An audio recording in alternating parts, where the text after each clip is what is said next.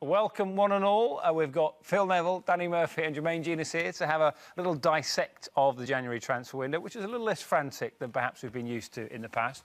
But none of you, Phil, you were saying from a manager's perspective, you think it's probably gone quite well? Yeah, I think it's been the perfect scenario. You buy your players in the summer, you have a settled squad, and then in January just tweak it a little bit. Those at the bottom bring players in because they need to get out of trouble. Those at the top, say Man City, bring in a striker to make them a little bit more clinical.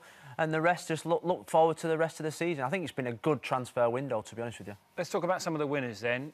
Jermaine, you think Manchester City doing the business early, bringing in a near £30 million striker in Wilfred Bony makes a big difference to them as we head towards the end of the season now? Yeah, I do. I think when Aguero was injured, they was playing Milner up front, and although they got results, last year they was able to fall on Dzeko. He picked up an injury this year.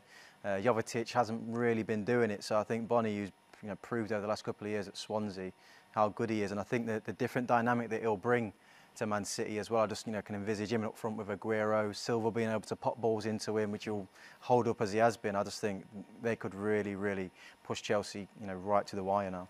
All three of you are fans of Juan Cuadrado, the Colombian who joined Chelsea, and Chelsea once again proved how efficient they are in the window. They get rid of Andre Schürrle for a significant amount of money, and they bring in Cuadrado and strengthen the squad again, Danny. Indeed, and they made a profit, didn't they, on Schürrle? They've been brilliant in the transfer market at doing that recently. What they've got with Cuadrado is energy, pace, ability to go past people, very much a Mourinho-like player, and somebody who's seriously going to compete for places, really going to push Willian and probably Oscar for those two positions and hopefully improve their performances. But it is remarkable that Chelsea can continue to do that. And I think also, looking down the bottom, West Brom and Palace have probably been the two busiest in January, and both seem to have bolstered the squad. And I would think those two now would probably be safe with the clever bits of transfer dealings they've done. Quick word on Aaron Lennon, a man you know well. He was tweeting yesterday about the fact that he'd gone to Everton. He told you, but I think David Ornstein from the BBC, one of our journalists, he actually broke the news even though you knew it already. Is that true? Yeah, that's true. He stole me thunder, didn't he? I was about to break it to the world on 5 Live, but I thought I'd let him have his little bit of fame for that moment. But a good move? What a move, yeah. For both as well, I think, because Aaron was he was going through that dwindling phase of, he wasn't playing, and every now and again he would come on for Spurs, and I was just really hoping he could just kind of get his career back on track. And there was talk about Hull, and I think maybe West Ham may have been mentioned at certain times as well. But I'm delighted he's gone to Everton. I think Martinez is that type of player that can really help Aaron Lennon develop. And Danny was mentioning earlier that we both work with Aaron, and I'd like to see him in that central role. I know he likes to put Barkley in there every now and again, or Morales in there, but Aaron can definitely go in there and for Everton, improve them, and add a different aspect to his game. I'd like to see him score more goals, and I think he'll have the chance to do that at Everton. There's a few, Danny, that didn't come off.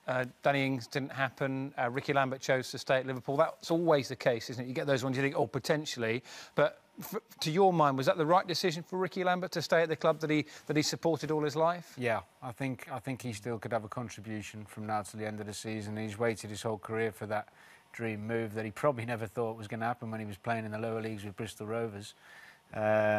I think it's a loss for Aston Villa, who tried to get him. I think they needed someone to go in there and give them a boost. They've really struggled in front of goal, their strikers, so that's a big blow for them. But yeah, ultimately I think it was the right thing.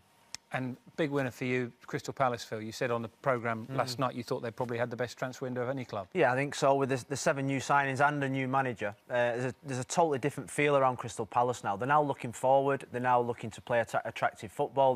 They're up in a position where they can look up rather than down. And I think the signings they've made have been really positive. Got to ask you about Yakubu as well. You were all asking when we announced it last night. You were all asking me how old he was. I think he's about 112, but he's gone to Reading, and he can still do a job. Definitely. Yeah. I mean, he's a brilliant finisher. I mean, last time I spoke to him about 18 months ago, he was in China, and I don't know where he's been since then. He's ended up unattached, unattached, undisclosed fee. Yeah, it's always the same, but brilliant finisher of a ball. It's been a weird year, in the Championship. Good Johnson, Heskey coming back, and now the Yak. I mean, brilliant.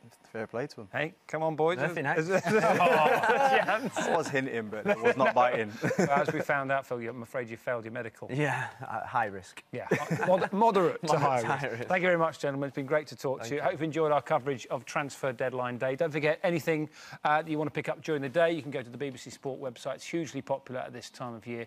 Appreciate you watching, and we'll see you again soon.